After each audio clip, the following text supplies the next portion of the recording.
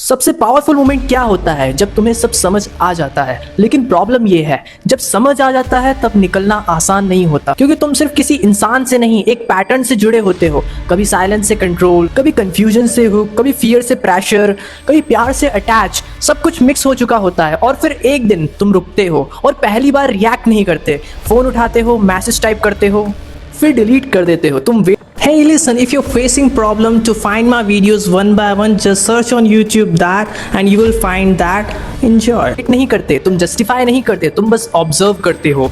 और वही शिफ्ट है, पहली बार तुम उनका पैटर्न नहीं, अपना डिसीजंस फॉलो करते हो। उनका मैसेज आता है नॉर्मल टोन, जैसे कुछ हुआ ही नहीं। पहले तुम तुरंत रिप्लाई करते, इस बार तुम सोचते हो मैं क्यों रिप्लाई करूँ।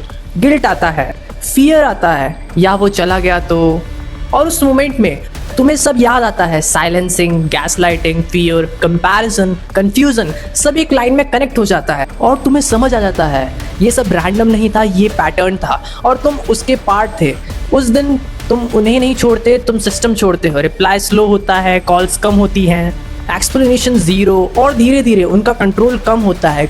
कोई बड़ा फाइट नहीं होता, कोई ड्रामेटिक एंडिंग नहीं होती, बस डिस्टेंस, रियल डिस्टेंस। और पहली बार तुम्हें डर कम लगता है और क्लैरिटी ज़्यादा।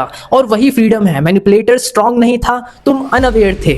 और जैसे ही तुम समझे, गेम खत्म। अगर कोई तुम्हें कंट्रोल कर रहा है तो उसकी पावर उसके एक्शंस में नहीं, तुम्हारे रिएक्शंस में है। और जब रिएक्ट करना बंद कर देते हो, कंट्रोल खत्म हो जाता है। लोग तुम्हें तब कंट्रोल करते हैं जब तक तुम समझते नहीं हो।